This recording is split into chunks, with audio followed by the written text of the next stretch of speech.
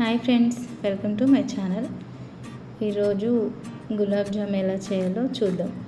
దానికోసం ఒక cup gulab jamun powder తీసుకోవాలి. ఇప్పుడు పచ్చిపాలు వేసి దీన్ని బాగా మెత్తగా కలుపుకోవాలి. ఉండలు లేకుండా మంచిగా మిక్స్ చేసుకోవాలి టోటల్గా. ఈ గులాబ్ జామున్ సాఫ్ట్గా రావాలి అంటే కొంచెం నెయ్యి వేసి ఇక టోటల్గా కలిసేలాగా కలుపుకోవాలి.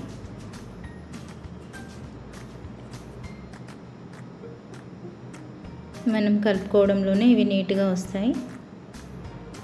ఇప్పుడు కొంచెం సేపు అలా పక్కకు పెట్టుకోవాలి. ఇప్పుడు మనం షుగర్ సిరప్ రెడీ చేసుకుందాం. దానికోసం ఏ కప్పుతో అయితే గులాబ్ జామ్ పౌడర్ తీసుకున్నామో అదే కప్పుతో 2 బౌల్స్ షుగర్ తీసుకోవాలి. అలాగే 2 బౌల్స్ వాటర్ వేసుకోవాలి.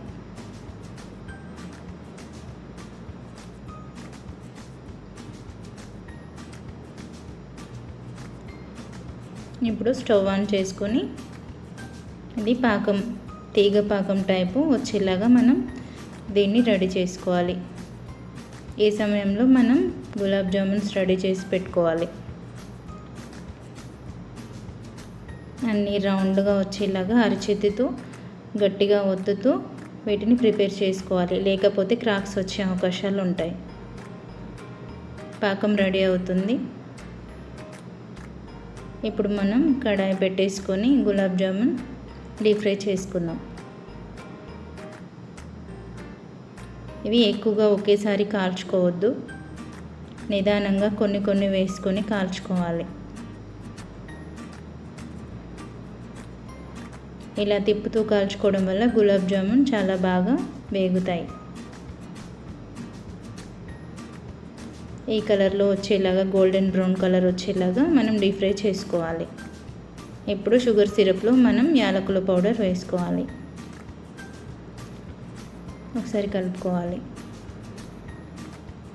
గులాబ్ జామున్ రెడీ చేసుకోవడం అయిపోయింది. ఇప్పుడు మనం పాకం చెకింగ్ అన్నమాట. ఇలా పాకం వస్తే సరిపోతుంది. ఇప్పుడు గులాబ్ జామున్స్ అన్నీ కూడా పాకం గోరువెచ్చగా అయిన తర్వాత మనం అదే పాకంలో గులాబ్ జామున్ వేసుకోవాలి. వేడి పాకంలో వేయడం వల్ల అన్నీ ఇట్లా చిరిగిపోవడం అలా జరుగుతుంది. కొంచెం గోరువెచ్చగా అయిన తర్వాత మనం పాకంలో వేసుకోవడం వల్ల చాలా స్మూత్గా, మృదువుగా ఉంటాయి. గులాబ్ జామున్ రెసిపీ రెడీ అండి.